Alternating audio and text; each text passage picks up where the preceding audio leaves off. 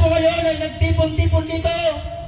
Lahat ng Pilipino ay biktima ng putang inang korupsyon na nangyayari ngayon sa ating bansa. Marapat lamang na bawat Pilipinong mamamayan ay tumindig at lumaban sa mga komunista at namumuno sa atin na walang ginawa kung hindi magnakaw at magtaksil sa mamamayang Pilipino. Tayo ay harap-harapan pinababoy nila Saldico, Martin Romualdez at nila Bongbong Marcos. Sila ang ulo at punot-dulo ng nangyayaring korupsyon sa ating bansa. Martin Romualdez, Saldico, BBM, hindi sapat ang salitang resign. Dapat kayong mapanagot at maikulong.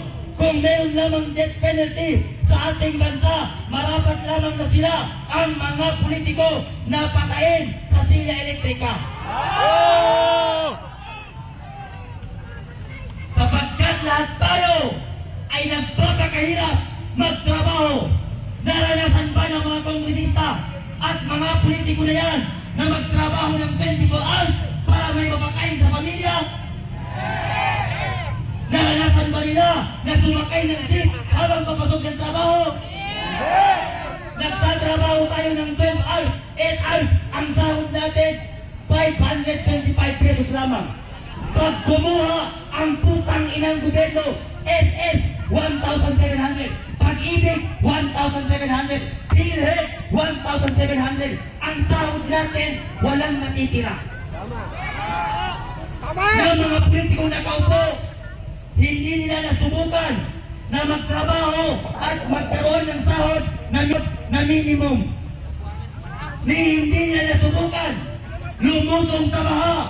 Hindi nila nasubukan matulog ng gutom. Hindi nila nasubukan mag-aral ng walang baon. Habang tayo nagpapakahirap, habang tayo ay lumulusong sa baha, sila pala ay nandun sa ibang bansa. Tingnan mo yung putang inang si Sela Alonte. Napakakapal ng mukha, hindi na nahiya mag-flex ng mga kayamanan niya. Sasabihin pa niya, wala siyang utang na loob sa mga Pilipino. Yang kinakain mo, yang sinusuot mo, yang mansyon nyo, lahat ng gamit nyo, galing sa pera ng taong bayan. Napakahiya, napakakapal ng mukha, lalo na si Gladys. Hindi sila nahihiya pumupunta ng ibang bansa, kumakain ng isang kainan lamang na nagkakahalaga ng 759,000 habang ang mga kabataan, habang ang mga Pilipino natutulog sa lansangan, walang matirahan, walang bahay, walang pambaaral, walang sapatos pagpasok sa school. Kung papipiliin ako kay Alice Go, pati kay Diskaya, pipiliin ko ang Chinese na si Alice Go. Bakit? Si Alice Go, ni isang tao sa nasasakupan niya sa Banban, walang nagutom noong panahon niya. Nagpatayo pa ng eskwelahan sa taas ng bundok. Tignan mo yung pamilya Diskaya.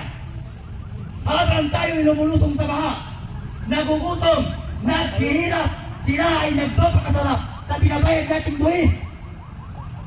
Napakakapal ng mukha ng mga politiko na namumuno sa atin. Kaya malapat lamang na suburin natin ang Malacanang at Hawaii sa PBBM. Hindi malapat na mayroon pang maupo ng Marcos sa susunod na henerasyon. Labanan natin ang korupsyon, itigil ang korupsyon ngayon mismo dahil hindi pwede na mamana ng mga next generation at kanilitong gobyerno at politiko na walang servisyo kung hindi magnakaw lamang sa kaban ng bayan. Handa ba kayo mga balisog? Handa! Handa ba kayo lumaban? Handa na! Handa ba kayo lahat? Handa! Tingin ang pagkakasa ng leader na siyang mauna at magpapaganda sa ating bansang Pilipinas. Maraming salamat.